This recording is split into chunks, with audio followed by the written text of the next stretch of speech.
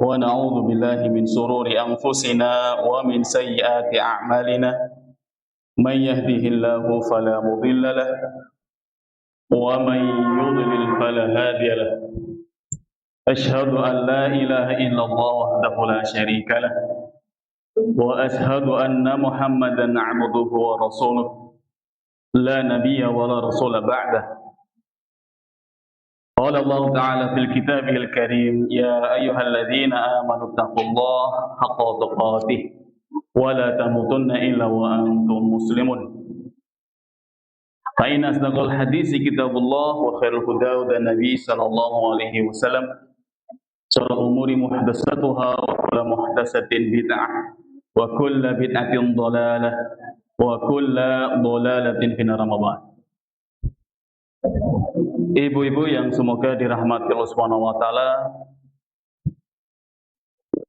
marilah kita senantiasa panjatkan syukur kita kehadirat Allah Subhanahu wa taala, yang mana pagi hari ini Allah Subhanahu wa taala masih berkenan memberikan kesempatan kepada kita semuanya berkumpul dalam rangka thalibul ilmi, dalam rangka menuntut ilmu agama. Semoga kita dimudahkan oleh Allah Subhanahu wa taala sebagaimana yang disampaikan Rasul sallallahu alaihi wasallam, man salaka tariqan yaltamisu fihi ilman sahhalallahu lahu tariqan ilal jannah. Barang siapa yang menempuh suatu jalan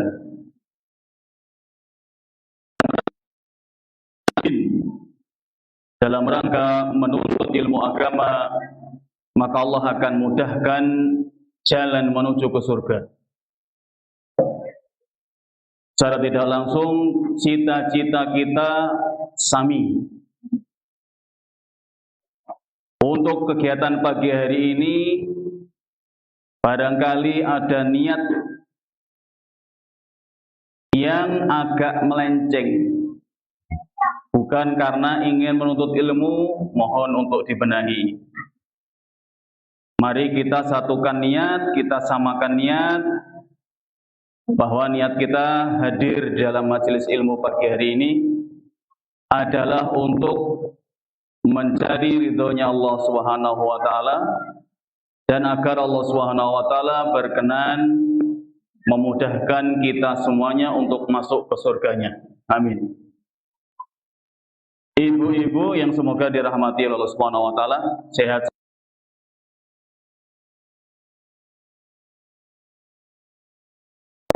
Wonten ingkang radi gregesi, namun alhamdulillah saged nekat niku wau karena pengen duduk bareng-bareng kalian rencang-rencangipun.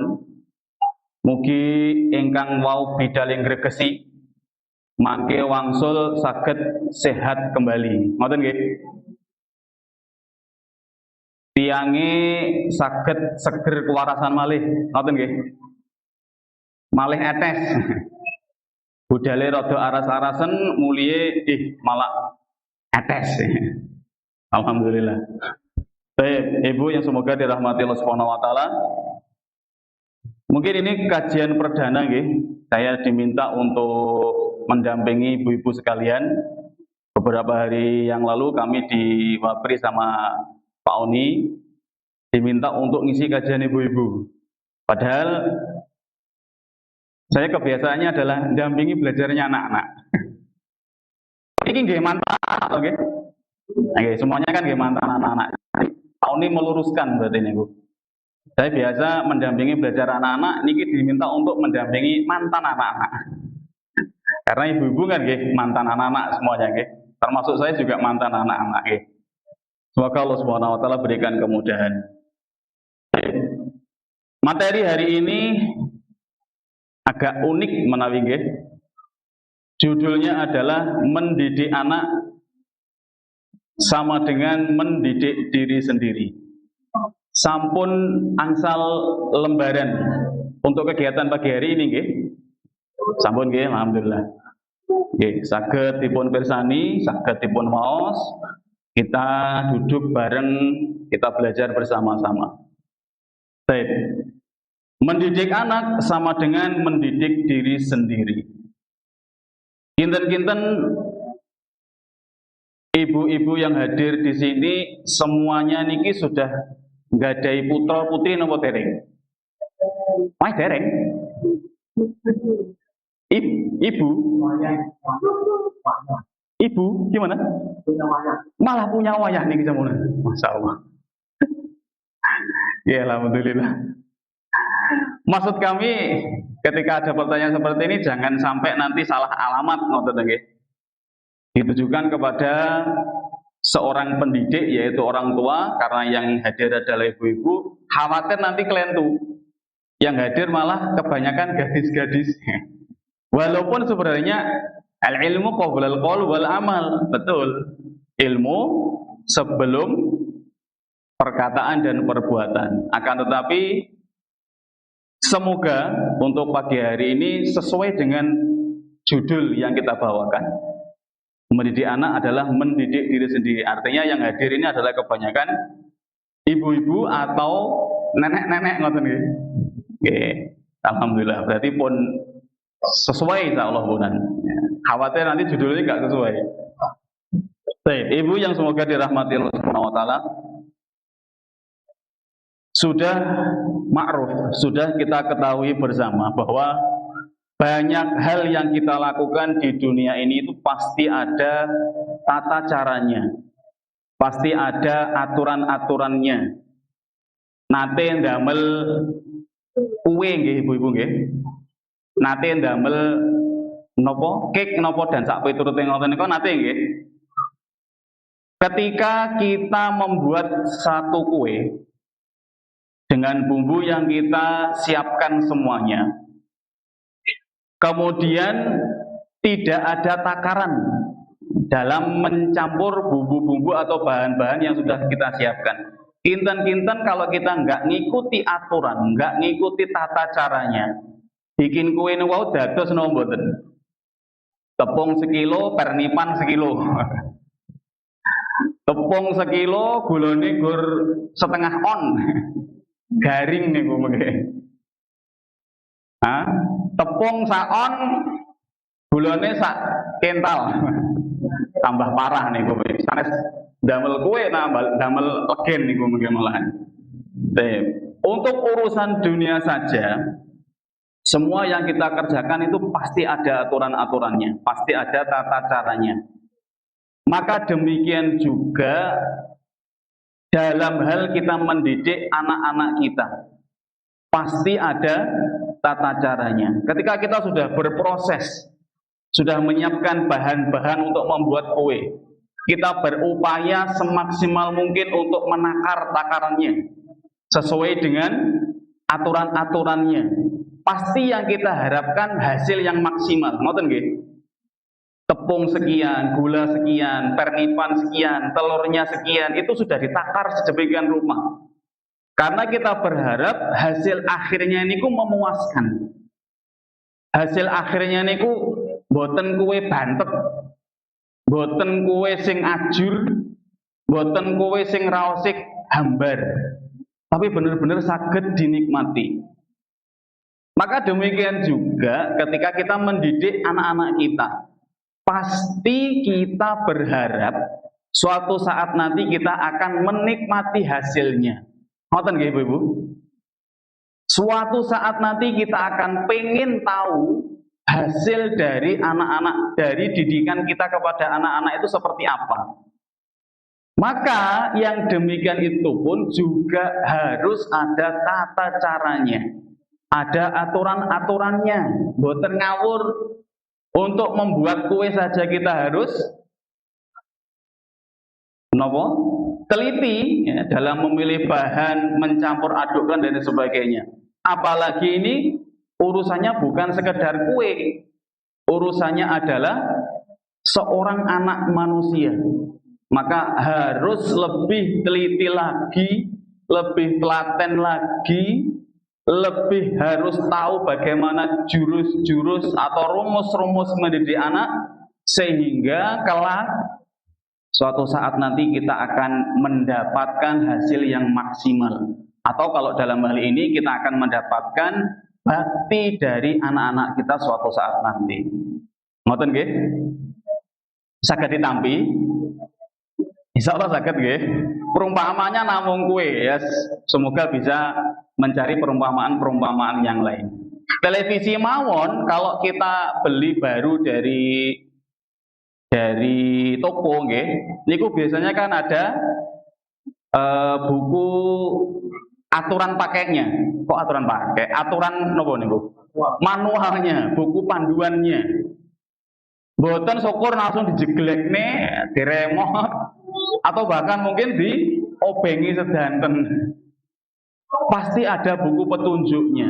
Maka dari itu, untuk urusan anak yang suatu saat nanti kita pengen anak-anak kita menjadi anak yang solih dan solihah, maka demikian juga halnya kita harus lebih jeli lagi di dalam mendidik mereka. Kinten-kinten ibu-ibu yang hadir saat ini, mendidik anak-anak di rumah niku susah nopo mudah. Sudah kula paringi kisi-kisi niku punan. Ponenten kisi-kisi ini susah. Gampang susah. Kalau gampang susah berarti banyak gampangnya nggih. Kalau susah gampang niku berarti kata susah ya. Masih ada yang ketika di rumah dampingi anak-anaknya ya, sambil teriak-teriak. Tasik wonten nggih. Ini mboten menuduh lho nggih, niki kalimat tanya, mboten menuduh. Ada yang ketika di rumah, masya Allah, dibangunkan 1 kali, 2 kali, tetap mboten bergerak dari tempat tidurnya, langsung tangan sakti, berlarian kemana-mana. Jadi suka dukanya jadi seorang pendidik di rumah gitu. Kalau seorang guru untuk era-era zaman sekarang ini, guru di sekolahan niku sak repotan. Ketika dampingi anak-anak para santri di sekolah, para siswa di sekolah. Ketika rodok dikerengi ngoten mengke wadul. Nek dikerengi bocah itu ngoten nggih.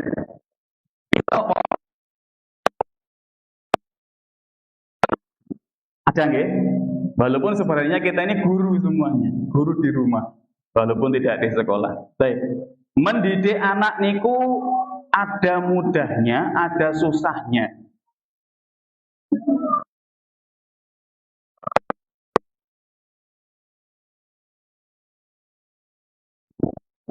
Kenapa mendidik anak itu termasuk hal yang mudah? Alasan yang pertama, karena Allah berikan kita modal. Setiap anak yang baru lahir, Allah Subhanahu wa taala berikan fitrah. Setiap anak yang baru lahir.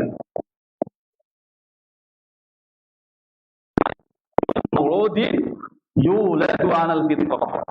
Setiap anak yang lahir ke dunia ini pasti di atas fitrah.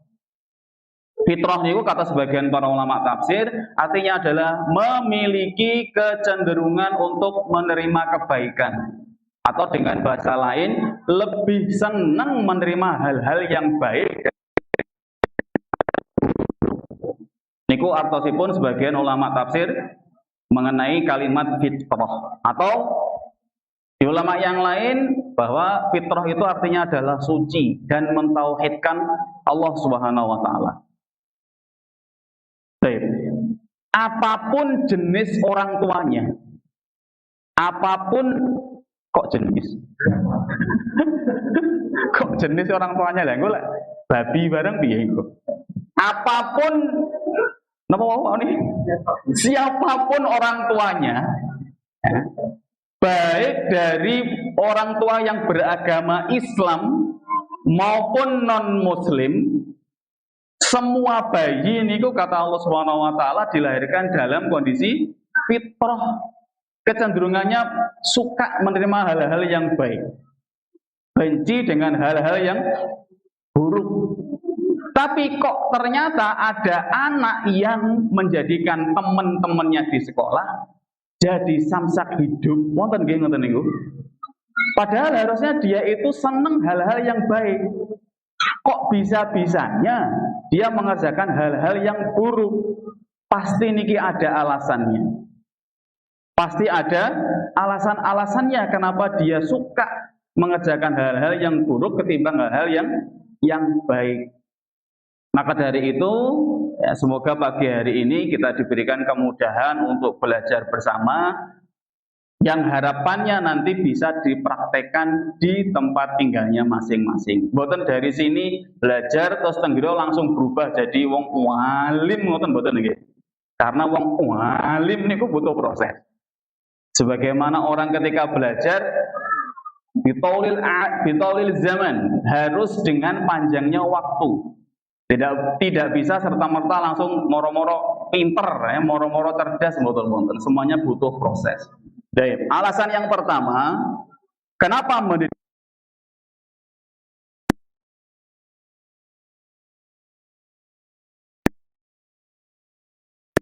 dalam kondisi memiliki fitrah?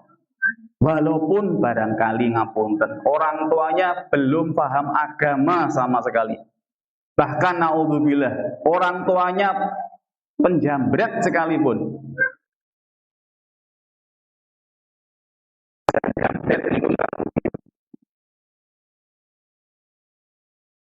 Napa? Berbuat kedoliman, anaknya ketika lahir serta merta langsung berbuat kedoliman, niku mboten mungkin. Karena setiap anak yang dilahirkan dalam kondisi fitrah. Ini modal yang pertama yang diberikan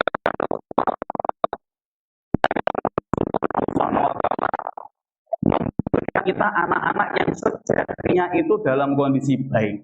PR-nya kita adalah menjaga dia agar senantiasa tetap dalam fitrahnya, yaitu dalam kebaikan-kebaikannya.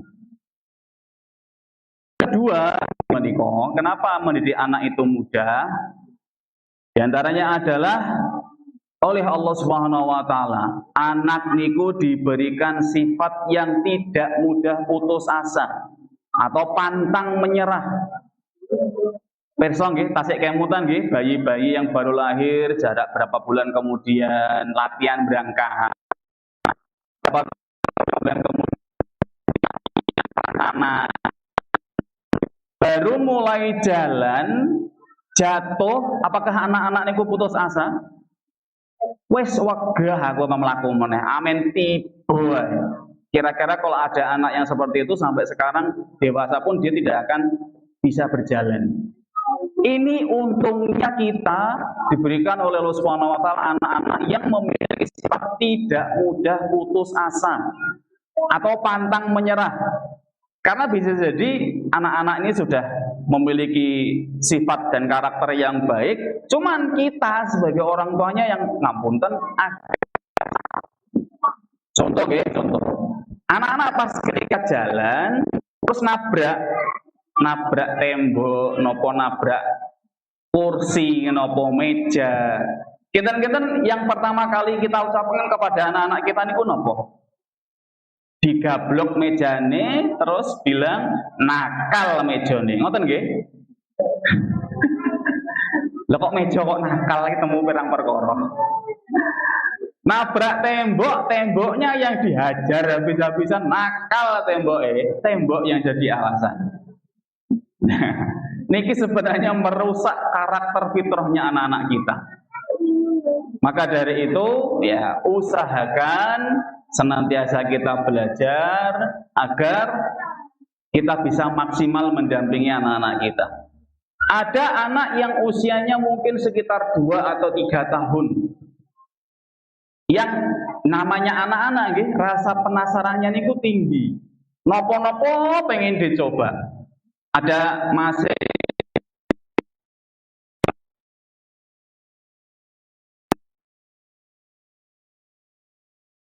ibunya tahu, pripun responnya?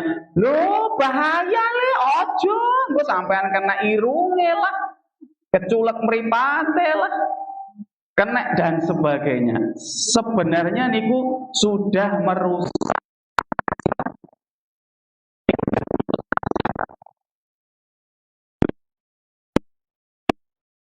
Ya mboten ngoten maksudnya.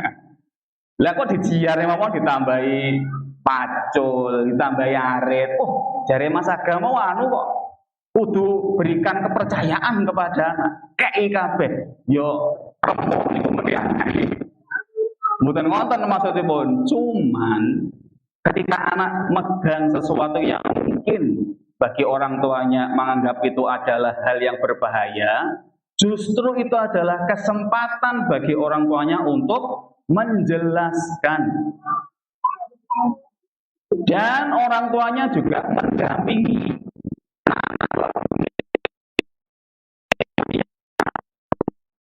Praktekkan. Caranya gunting itu seperti ini loh, Dok. Praktekkan. Anak-anak nanti diberikan kesempatan untuk mencoba, untuk berkreasi. Maka secara otomatis sifat baiknya itu akan tetap tertanam.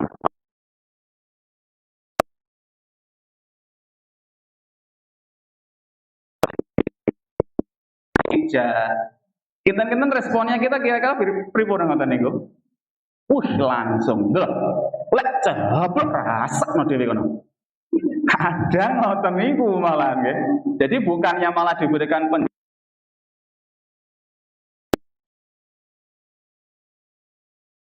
rasa yang seperti itu.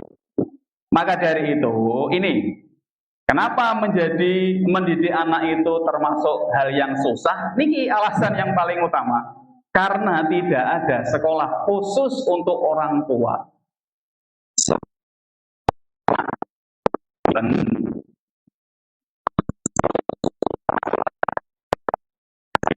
SMP, SMA, sampai tingkat kuliah, banyak beragam prodi, program studinya sudah macam-macam.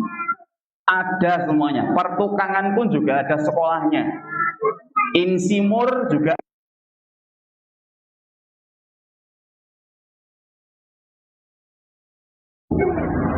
Status niki, status sebagai orang tua niki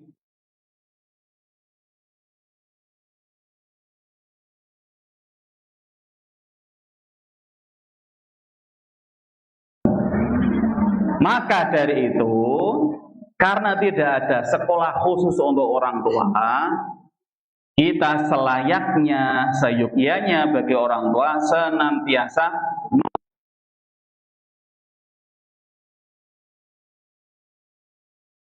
Ibu, niki tadi bulet mugi-mugi saged ditampi, saged dipahami.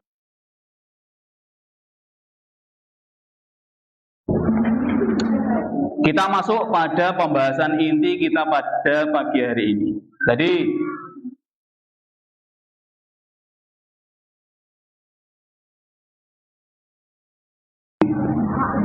mana kinten-kinten dalilnya Mas Aga? Ya niku.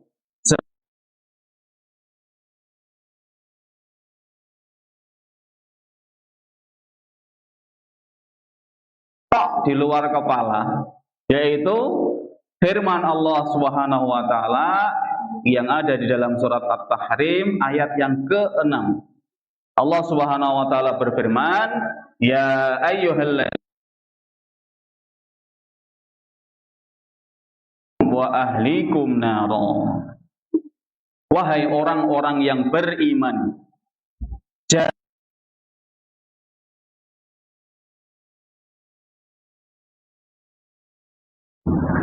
dari siksa api nerakanya Allah Subhanahu wa taala. Istimewa. Kenapa? Karena setiap orang yang mendidik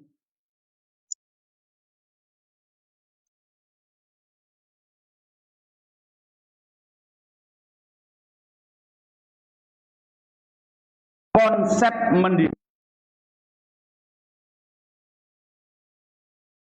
ayat yang ke-6, maka bisa dipastikan gagal. Napa Bu Ibu?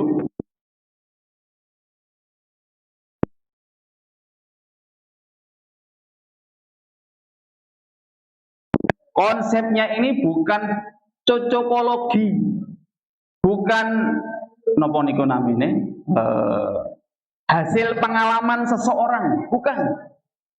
Tapi Allah Subhanahu wa taala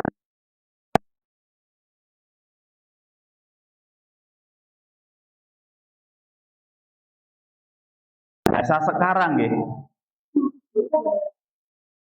Errornya niku kemungkinan sangat kecil banget atau bahkan mungkin tidak ada sama sekali. Kalau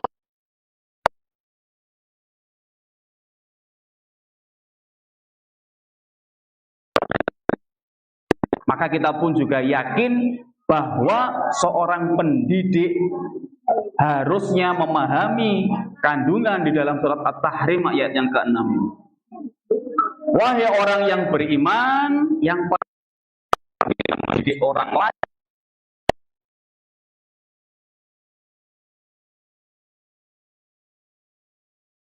ku anfusakum,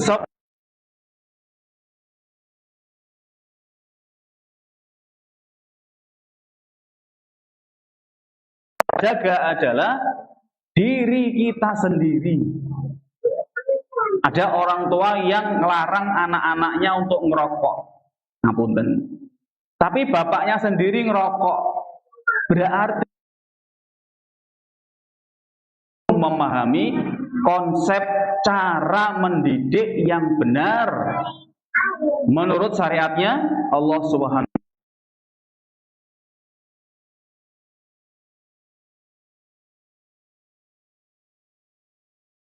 kepada anak kita, le jangan merokok, ya orang tuanya jangan merokok.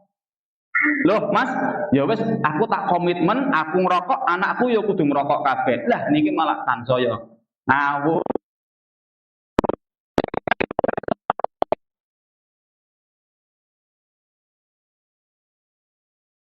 Kayak bundi ngeten niki.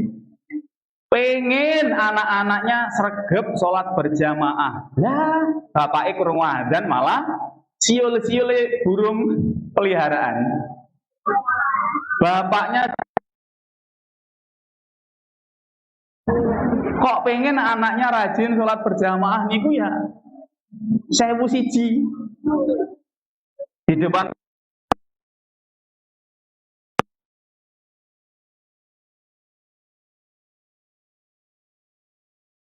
anak-anak yang datang ini ramainya luar biasa. Insya Allah anu nggih niki maklum nggih, sudah diketahui bersama nggih. Kalau anak-anak bareng sama anak-anak yang lain mengerjakan sholat. Ini kok kondisinya ketika takbir Allahu Akbar niku masih guyonan gitu.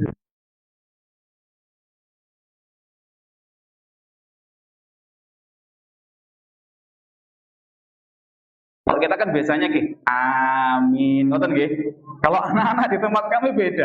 Aminnya niku sambil ngeden, bahkan ibu-ibu di samping niku kadang sambil nopo.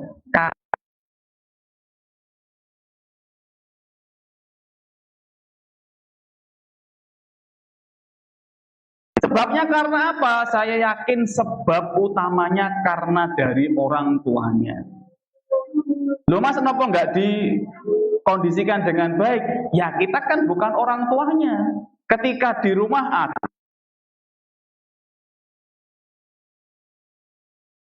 sambung. Yang namanya orang tua sambung ya ketika mengkondisikan yang tidak bisa. Saya yakin kondisi anak-anak yang seperti ini itu disebabkan karena orang tuanya yang tidak ikut sholat berjamaah. Datang sholat berjamaah bareng sama anak-anaknya. Yo le sholat berjamaah. Yo bareng.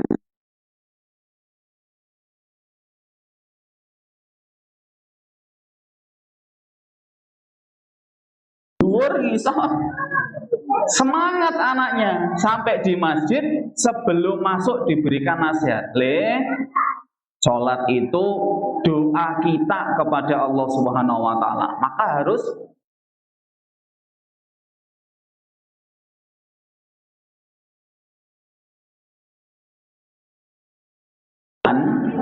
kita aja loh kalau mau datang ke Pak Lurah mau menyampaikan sesuatu kita pecicilan, wah dibedil ya Pak Lurah kira-kira. Apalagi kita menghadap kepada Rob semua.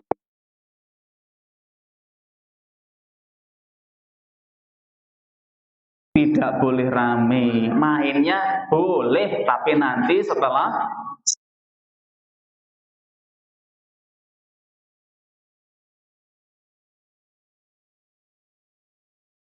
main seperti itu.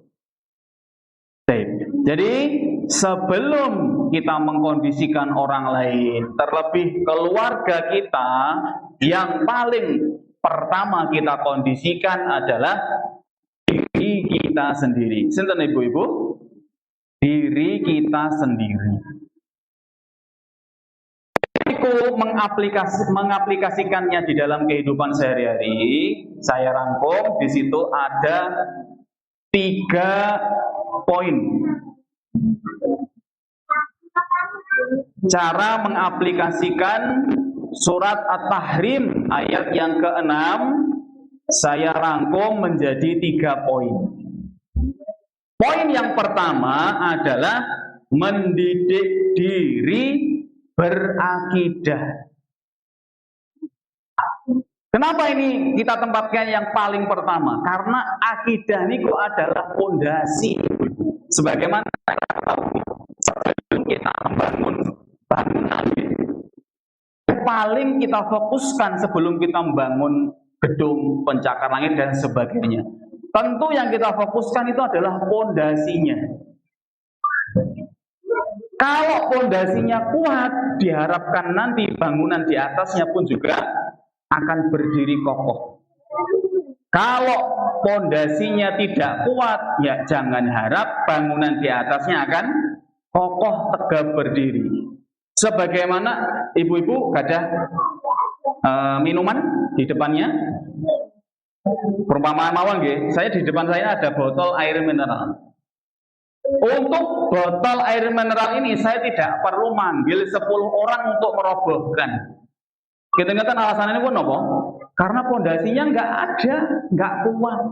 Cukup saya menelunjukkan jari telunjuk saya, kemudian saya dorong, botol itu sudah jatuh, sudah ambruk. Karena memang fondasinya tidak kuat, bahkan tidak ada fondasinya sama sekali. Tapi bangunan yang kita tempati, kita kalau saya pakai jari telunjuk terus berusaha sekuat tenaga, berusaha untuk merobohkan, kita pripun kondisinya? Niku mboten bangunane sing roboh, tangane kula sing leto. Bahkan mungkin kita yang semua hadir di sini bareng-bareng menggunakan kedua tangan mau merobohkan bangunan yang kita tempati ini. Kita sanggup? Napa mau praktek? Nggih lek, sik ora percaya. Kenapa? Karena memang fondasinya kuat.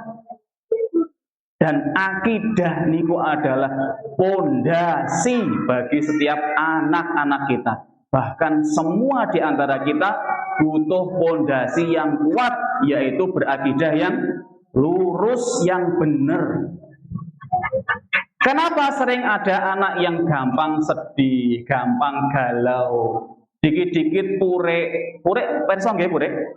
Purek niki bahasa kula tahun 80-an, tahun 90-an. Purek.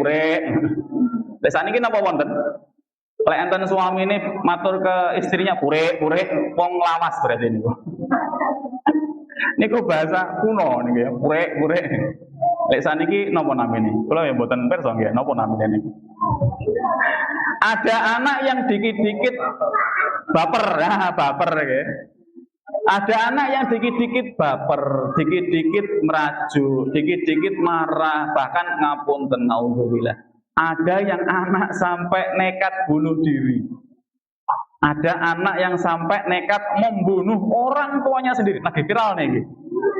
Seorang anak karena tidak dibelikan PS atau PlayStation atau sejenis dengan itu, bapaknya sendiri diperkul. Bapaknya sendiri sampai tega dianiaya, bahkan sampai meninggal dunia. Ini kok disebabkan karena pondasinya tidak kuat. Tahun 2022 atau 2023 ada seorang anak di daerah Blitar. Anaknya, masya Allah, diinformasikan itu cerdas luar biasa. Dari SD termasuk anak yang setiap tahunnya, setiap kenaikan kelas niku pasti mendapatkan ranking. SMP pun juga demikian. Bahkan pernah mengikuti kejuaraan tingkat nasional. Kalau tidak salah dapat juara 2 lomba cerdas cermat. Nopo ngoten saya kurang jelas. Pas ketika SMA, si anak niki pengen melanjutkan sekolah favorit di daerahnya, di daerah Blitar sana. Ternyata zonasi diberlakukan. Bapaknya seorang guru, ibunya seorang guru, sekalipun tidak bisa merubah keadaan. Anaknya tetap tidak bisa masuk ke sekolah favorit karena memang pada saat itu zonasi diberlakukan. Akhirnya suatu sore bapak ibunya pulang dari mengajar, harus rela menjumpai anaknya gantung diri di lemari bajunya. Kendat. Perso kendat nggih. Kendat niku tali diuntel-untel teng tempat yang tinggi, dibikin lubang, dimasukkan ke leher, terus kakinya diangkat, nopo damel kursi pendek ngoten diangkat, terus innalillahi. Niki ngapunten mboten marahi gantung diri lho nggih. Kok enten tutorial kendat. Niki mboten marahi jenengan, niki namung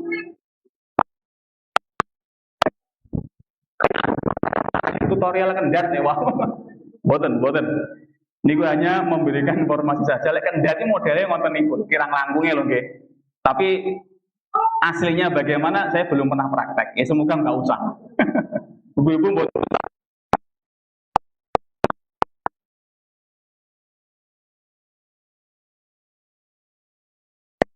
Akidah niku pondasi yang harus kita bangun sejak dini. Sejak anak-anak niku usianya masih kecil. Dan terus anakku wis gede pripun Mas Aga? Ya ndamel malih.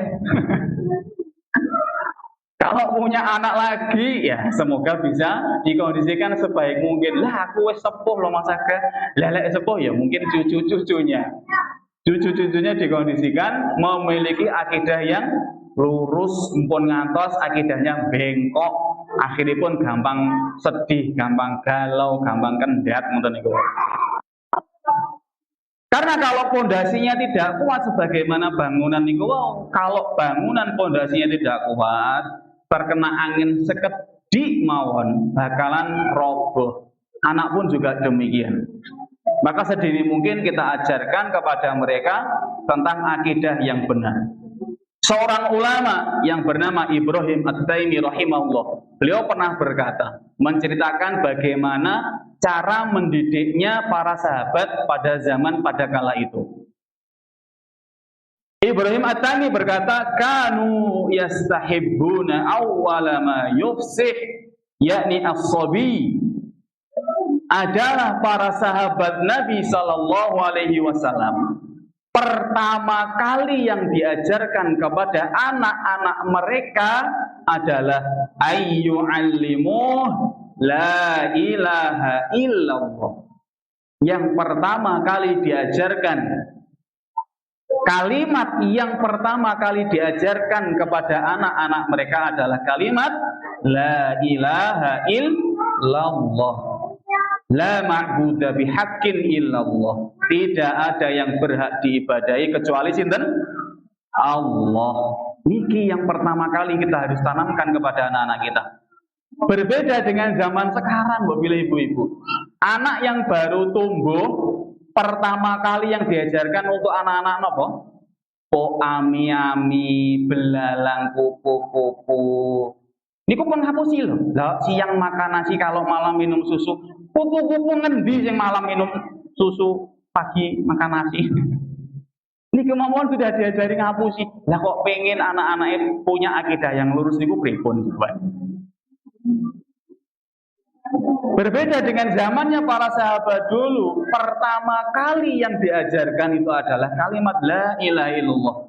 Bahkan kata ulama Ibrahim At-Taimi tadi, beliau melanjutkan kalimat la ilaha illallah sab'a marrat, sehari niku sebanyak 7 kali.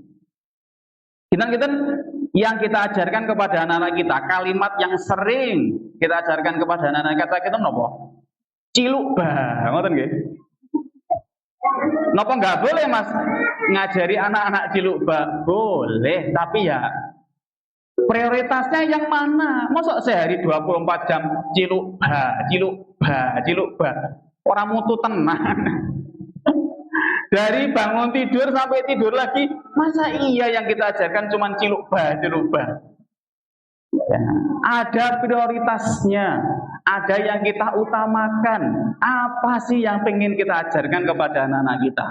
Dan jangan dilupakan, pondasi yang pertama yang kita tanamkan kepada anak-anak kita adalah kalimat la ilaha illallah. Loh, Mas, anak cilik kan urung ngerti, urung iso nerok nih, tidak masalah. Tidak masalah, karena anak itu butuh pembiasaan. Setiap hari, coba dibayangkan, 7 kali dalam sehari, nah, la ilaha illallah. 7 kali, nanti pas ketika sudah beranjak dewasa, kok langsung dewasa, beranjak anak-anak gitu, dari bayi ke anak-anak, sudah sering mendengar kalimat tahlil, sudah biasa mendengar kalimat tahlil la ilaha illallah, maka diharapkan anak ini sesuai dengan fitrahnya, yaitu mentauhidkan Allah Subhanahu wa taala. Loh, Mas, anakku mendino krungu ngono kuwi la ilaha illallah. Lha sanes konten niku. Bukan yang seperti itu, bukan dari orang lain, akan tetapi dari orang tuanya sendiri. Maka pondasi yang kuat dimulai dari orang tuanya terlebih dahulu. Setiap hari kita membaca iyyaka na'budu wa iyyaka nasta'in. Hanya kepadamu ya Allah kami beribadah, kami menyembah, dan hanya kepadamu kami meminta pertolongan. Ini orang tuanya harus paham dulu. Setiap hari kita minta kepada Allah Subhanahu wa taala, maka tanamkan akidah yang benar kepada anak-anak kita. Kalau minta sesuatu, minta sama Allah Subhanahu wa taala. Ngoten nggih ibu-ibu semuanya? Sampun praktek? Insya Allah. Oke, nanti kalau belum praktek dipraktekkan di rumah. Karena biasanya ibu-ibu niku ngapunten, ya ini bukan ibu-ibu yang di dalam ya, ibu-ibu yang di luar sana. Ketika mengajarkan anak lele butuh apa-apa, bilang sama ibu, bilang sama bapak. Ini kalau bahasa kita sok lo ngono kae. Ajarkan tauhid sejak dini. Kalau minta sesuatu, minta sama Allah Subhanahu wa taala. Nah, kalau sampai butuh apa-apa, minta sama Allah Subhanahu wa taala. Disampaikan ayatnya iyyaka na'budu wa iyyaka nasta'in. Setiap waktu, setiap saat ketika anak butuh pertolongan, sampaikan hal ini. Maka diharapkan ketika nanti beranjak dewasa, anak-anak remaja dewasa, sudah tertanam sejak dini bahwa ketika saya minta pertolongan itu ya kepada Allah. Ketika saya butuh sesuatu, mintanya ya minta kepada Allah Subhanahu wa taala. Bukan berarti kalau sudah minta itu sudah selesai semuanya, tidak. Perlu dipahamkan kita juga berdoa, akan tetapi kita juga butuh usaha. Tidak mungkin kita hanya doa, menengadahkan kedua tangan ke langit mawon, kemudian menunggu keajaiban. Boten. Tapi dipahamkan bahwa ketika kita minta kepada Allah Subhanahu wa taala, akan tetapi dibarengi dengan usaha. Usahanya niku ya termasuk minta bantuan kepada abi dan umi, kepada orang-orang yang di sekitar. Dipahamkan bahwa abi dan umi ini hanya wasilah saja. Abi dan umi itu hanya perantara saja. Misal ada anak yang pengen banget beli tas baru. Saat itu mungkin orang tua mampu. tolong jangan langsung diajangi jembar. Napa diajangi jembar niku? Langsung dikabulkan permintaannya anak. Masukkan nilai-nilai akidah yang lurus kepada anak-anak, tanamkan kepada mereka. Nah, hari ini kita belum beli tas yang baru. Tapi adik bisa minta sama Allah Subhanahu wa taala, semoga Allah Subhanahu wa taala memberikan abi rezeki, dengan rezeki itu bisa belikan tas sama adik. Saged nggih? Yuk Allah repote dadi wong tuwa. Lah, lek gak gelem dadi wong tuwa ya aja nglairne. Kita kan pengen anak kita menjadi anak-anak karena kita gambarkan di awal tadi, kalau bikin roti itu butuh iprot. Bahasa sekarang apa? Iprot ya. Butuh usaha ekstra. Karena pengen hasil yang maksimal, apalagi kita mendidik anak-anak kita, maka usahanya harus lebih giat lagi. Pondasi yang pertama ini kita mulai dari orang tuanya dulu. Lagi-lagi firman Allah Subhanahu wa taala, "Qu anfusakum." Dimulai dari diri kita sendiri selaku orang tua, baru memahamkan kepada anak-anak kita. Empun ngantos orang tuanya tidak beribadah hanya kepada Allah, namun juga beribadah kepada selain Allah. Naudzubillah. Butuh yang namanya belajar tentang akidah yang benar niku seperti apa. Akidah yang dituntunkan oleh Rasul sallallahu alaihi wasallam, yang diajarkan kepada para sahabatnya radhiyallahu anhum ajmain seperti apa. Maka kita butuh untuk belajar mengupgrade ilmu agama kita senantiasa setiap harinya. Bahkan Rasul sallallahu alaihi wasallam pernah memberikan nasihat kepada sahabat junior yang bernama Abdullah bin Abbas. Beliau mengatakan, "Idza sa'alta fas'alillah." Ini bahasa orang Jawa nggih. Lek ning Arab ora enek le iki ora enek. "Idza sa'alta fas'alillah." Nah, kalau kamu pengen meminta sesuatu, maka mintalah kepada Allah Subhanahu wa taala. Wa idza sta'anta fasta'in billah. Apabila kamu butuh pertolongan, mintalah pertolongan kepada Allah Subhanahu wa taala. Ada satu kisah Ibu yang ketika saya mendengarkan ini langsung dari Ustaz Abu Salma Muhammad. Beliau salah seorang ustadz yang kalau menurut saya beliau sangat memerhati anak. Kajian-kajian parenting beliau itu banyak akan manfaat-manfaatnya. Beliau pernah menceritakan sebuah kisah.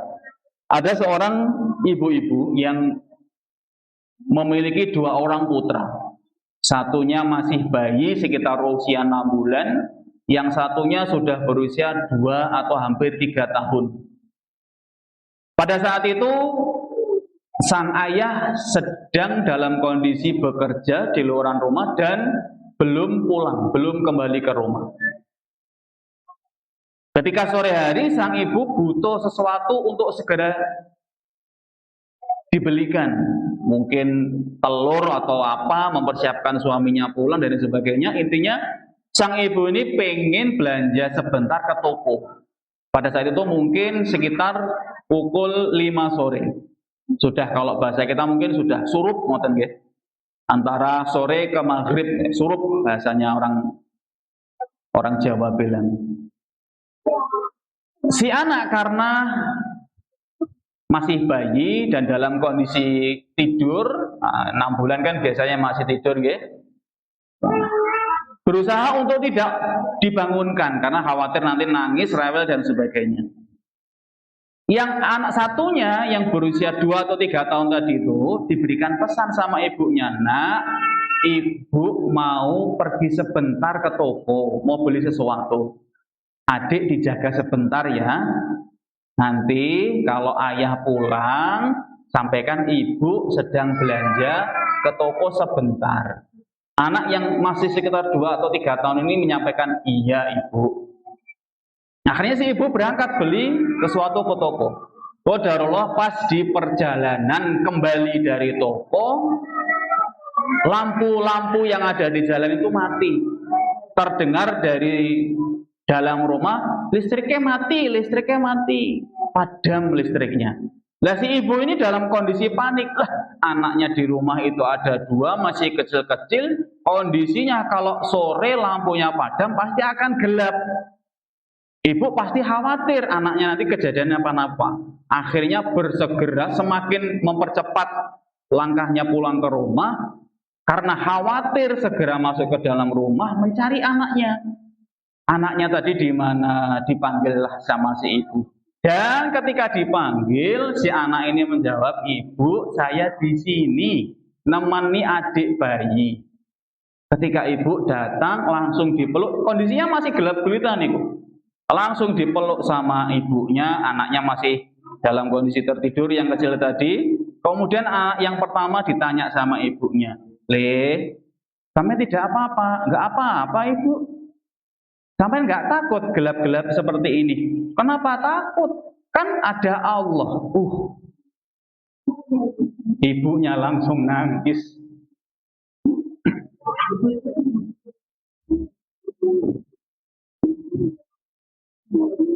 Takjub dengan apa yang disampaikan sama anaknya.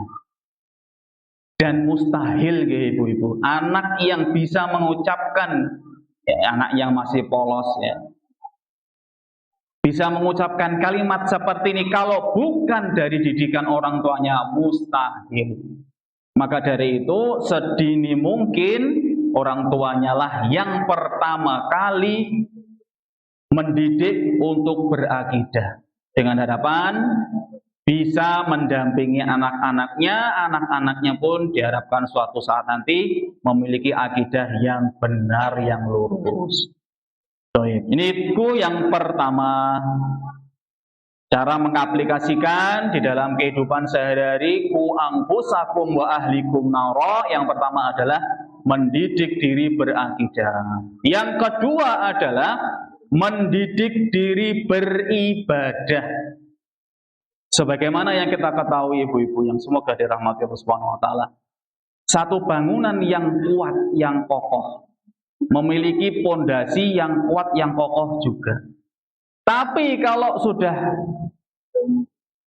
mengupayakan sekuat tenaga membuat pondasi yang begitu kokoh, cuman di atasnya tidak ada bangunan sama sekali, maka kemanfaatannya pun juga tidak maksimal. Maka kita ngimbangi. Ketika sudah memiliki pondasi yang kuat, harusnya di atasnya pun juga dibangun bangunan yang kuat juga. Dan bangunan yang kuat di atasnya itu adalah ibadah. Dan ibadah yang paling utama di dalam agama kita, agama Islam, setelah syahadatain adalah ibadah. Napa ibu-ibu? Sholat. Ibadah sholat. Maka dari itu kita mendidik diri kita sendiri selaku orang tua, mendidik untuk senantiasa beribadah. Salah satunya adalah ibadah sholat. Pripun iku mengaplikasikannya. Rasul Shallallahu Alaihi Wasallam pernah bersabda, ij'alu fi buyutikum min sholatikum, wala tattakhiduha kubura. Jadikan sebagian sholat kalian itu kalian kerjakan di dalam rumah. Niki pasti ada hikmahnya. Sebagaimana yang kita ketahui, kalau laki-laki kewajibannya adalah sholat berjamaah di masjid. Akan tetapi tidak semua sholat harus dikerjakan di dalam masjid. Ada sholat sunnah yang mengiringi sholat wajib, yaitu sholat rawatib, sholat qobliyah maupun ba'diyah, ataupun sholat sunnah yang lainnya, sholat tahajud, sholat duha, sholat hajat, sholat syukur, dan lain sebagainya.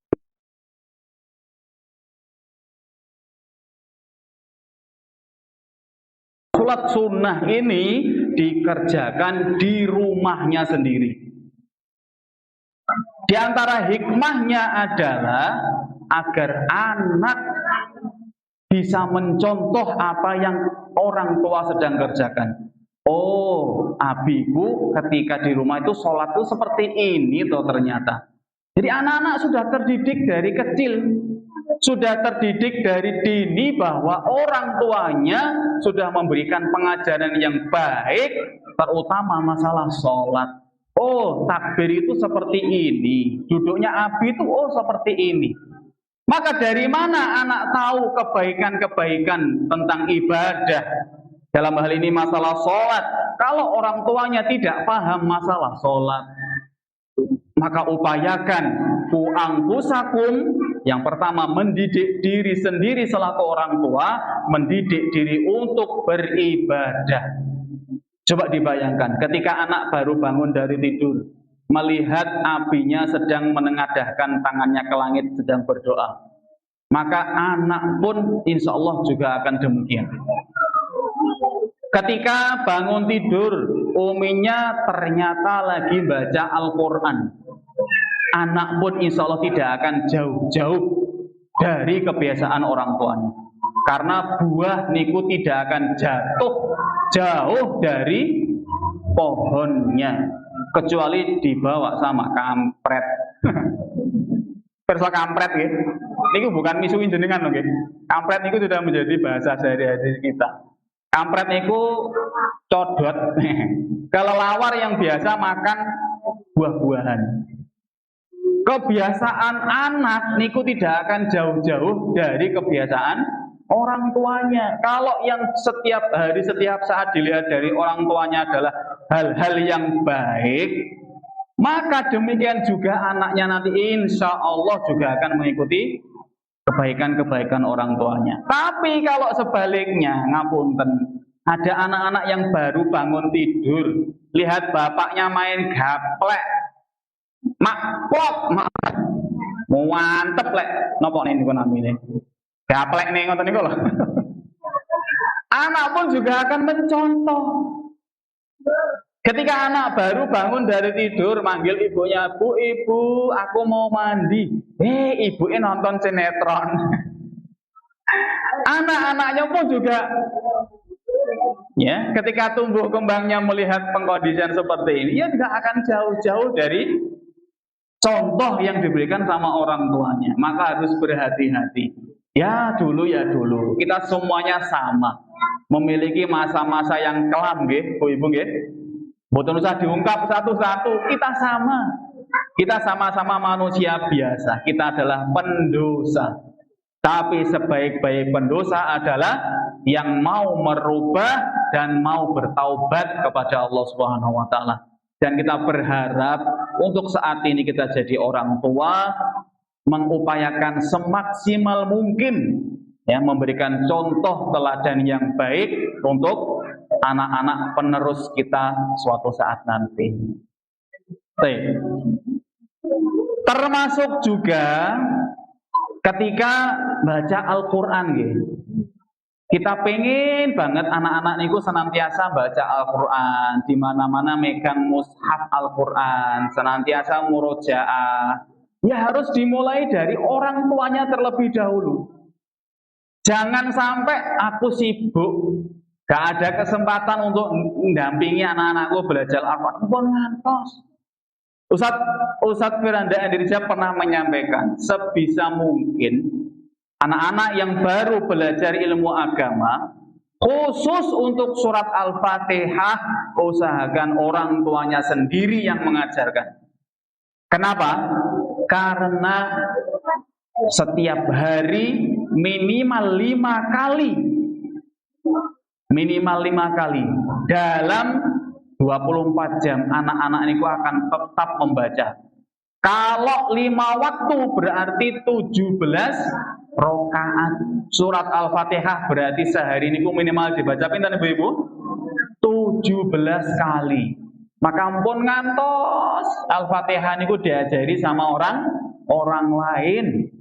Usahakan surat Al-Fatihah itu kita orang tuanya yang terdepan mengajarinya. Karena kita pengen ketika anak-anak dewasa nanti sudah terbiasa mengerjakan sholat lima waktu, pahalanya tetap mengalir kepada orang tuanya. Baik. Niku untuk mendidik yang kedua, mendidik diri yang untuk beribadah. Yang terakhir, ini ngantos jam pinten niki, Pak. Kok bablas nih kemengke sanoe. Wah. Gila, ini stop bablas nih kemengke. Baik, yang terakhir singkat mawon nggih. Yang terakhir mungkin mboten judeg nggih. Yang terakhir nggih menika pengaplikasian ku anfusakum adalah mendidik diri berakhlak.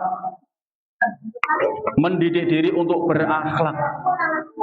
Karena kadang banyak orang tua yang mengeluhkan, kenapa sih anak-anak saya kok nggak ada yang bisa sabar, kok gampang tergesa-gesa, nggak telatenan. Bisa jadi pengaruh utamanya adalah dari orang tuanya sendiri. Satu ayat yang mungkin kita sudah familiar, gitu. Ini salah satu contoh mawon. Kita ini termasuk orang yang sabar mendampingi anak-anak romboten. Kalau kita tidak sabar, anak-anak nggak sabaran, ya pantas. Pertanyaan. Bentar, saya selesaikan sedikit mau. Allah Subhanahu Wa Taala berfirman di dalam surat Thaha ayat yang ke-132. Wa'mur ahlaka bis-sholati wastabir 'alaiha. Perintahkanlah keluargamu untuk mengerjakan sholat dan bersabarlah dalam mengerjakannya. Rasulullah SAW juga memerintahkan muru auladakum bis sholati wahum abna'u sab'i sinin. Perintahkanlah anak-anakmu untuk mengerjakan sholat ketika ia masuk usianya 7 tahun. Wadribuhum 'alaiha wa hum abna'u asyri sinin, dan pukullah mereka ketika mereka sudah beranjak usia 10 tahun. Ngapunten. Hadis ini sering banget kita jumpai, kita dengarkan. Kita hitung-hitungan nggih. Siap nggih Ibu-ibu? Rasul sallallahu alaihi wasallam memerintahkan untuk mengerjakan sholat anak-anak kita. Gitu kok bulet nih. Memerintahkan kita untuk memerintahkan anak kita sholat. Nah, wis pokoknya ngoten niku. Usianya 7 tahun baru boleh diberikan pengajaran yang ekstrim, bahasanya mungkin ya. Ada nopo niki punishmentnya, ada hukumannya ketika anak usia 10 tahun. Tohih nggih? Sepakat nggih? Berarti selama antara 7 sampai 10 tahun berapa tahun Ibu? 3 tahun nggih. Hitung-hitungannya mantap nggih. 7 sampai 10 tahun berarti 3 tahun harusnya tidak ada bentakan, tidak ada kekerasan apalagi pukulan. Mumpun praktek ngoten niku Ibu-ibu. Wis kadung. Harusnya selama waktu 3 tahun itu kita mengajarkan akhlak yang baik. Ketika mengajak untuk sholat, ya jangan ditakut-takuti, karena Rasul mengajarkan 10 tahun baru ada punishmentnya. Apakah kita sudah praktek? Kalau mau hitung-hitungan, ayo kita hitung-hitungan. Dalam sehari ada 5 kali perintah sholat. Dalam sehari ada 5 kali perintah sholat. Dalam 1 tahun tinggal dikalikan mawon. 360 dikali 5. Pinten niku? Kuatah nggih. Dikali 3 tahun. Saya tadi sempat ngitung jumlah totalnya ada 5.400 kali. Mumpun ya Allah Mas, aku wis ngongkon anakku bolak-balik. Kok panggah budal-budal sholat? Ya aku ya kudu ngekei ancaman. Apakah sudah praktek ini sebanyak 5.400 kali? Memerintahkan tanpa kekerasan, tanpa pukulan, tanpa ancaman. Tidak ada punishment sama sekali. Hanya memberikan contoh dan mengajak. Maka, ngapunten ibu-ibu, mendidik itu butuh proses. Karena sejatinya mendidik niku tidak mendadak. harus berusaha untuk menikmati. Akan boleh yang bisa kami sampaikan untuk kajian parenting pagi hari ini. Ngapunten kalau terlalu panjang waktunya. Semoga apa yang kita sampaikan pagi hari ini menjelang siang hari ini diberikan keberkahan oleh Allah Subhanahu wa taala dan kita yang hadir diberikan ilmu yang bermanfaat. Ilmu yang bermanfaat tidak hanya dipelajari tapi juga dipraktekkan, diamalkan. Pun ngantos nggih dugi teng griya catetane ilang gur, mboten enten yang membekas sama sekali. Ya semoga kalaupun tidak 100% bisa diamalkan, minimal ada sedikit yang bisa kita praktekkan. Baik. Ada pertanyaan? Ini saya tidak janji bisa menjawab. Kalau nanti jawaban saya atau bahkan mungkin saya tidak mampu untuk menjawab, tidak bisa menjawab, bisa ditanyakan kepada ustadz-ustadz yang lainnya. Bismillah, izin bertanya Ustadz, bagaimana ampun Ustadz nggih, Mas mawon. Kak Aga, Kak Ahmad Aga napa kalau Ustadz saya terlalu ilmunya belum sampai situ ngapunten. Kalau untuk anak-anak iya. Untuk anak-anak mboten napa-napa. Bagaimana caranya memperkuat akidah anak kita yang sudah besar? Dalam tanda kurung remaja atau dewasa. Kalau waktu kecil kita tidak memberi pendidikan akidah, ngapunten. Tidak ada kata terlambat. Ibu-ibu yang semoga dirahmati Allah Subhanahu wa taala, tidak ada kata terlambat. Mending terlambat daripada tidak sama sekali. Semuanya butuh proses. Cuman mendidik anak ketika kecil dan mendidik anak ketika dewasa niku kerja kerasnya berbeda. Ngoten nggih? Untuk anak-anak insya Allah lebih mudah ketimbang dengan anak-anak yang sudah remaja. Saya minta tolong kepada jenengan semuanya.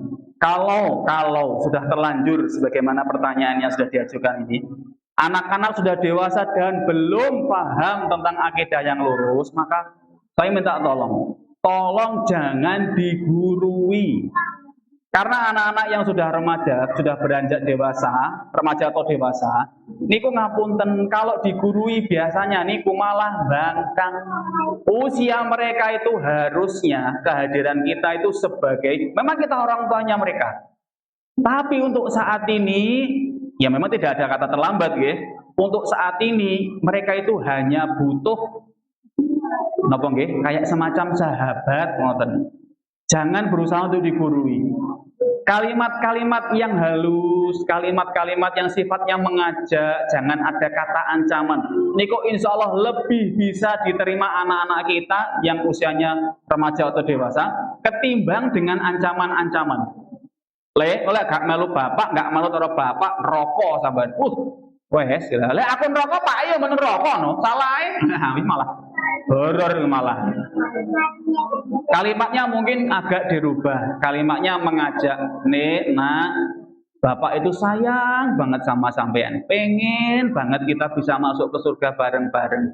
Pengen banget kita bisa menikmati kenikmatan-kenikmatan di surga bersama. Bapak itu enggak cuman pengen kumpul di dunia saja, tapi juga pengen banget kumpul bareng-bareng nanti sama-sama di surga juga.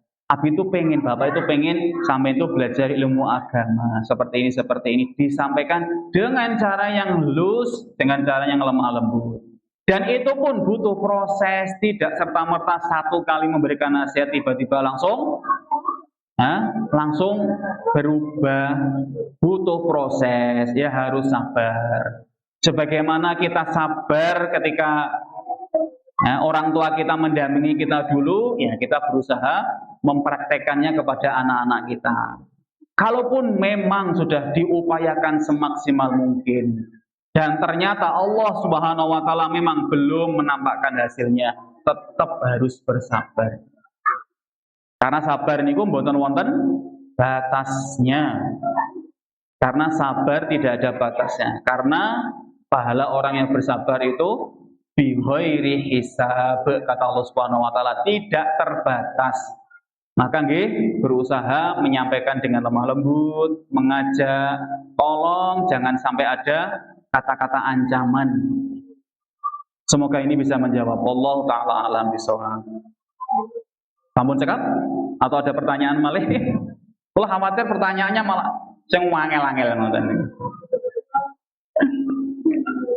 Sampun cekap nggih? Kalau sudah seperti sudah mau masuk waktu zuhur. Sementara kami cukupkan sekian atas segala tutur kata maupun sikap yang kurang berkenan.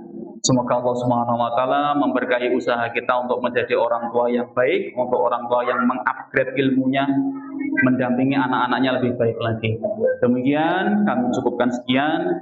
Kita tutup dengan doa kafaratul majelis.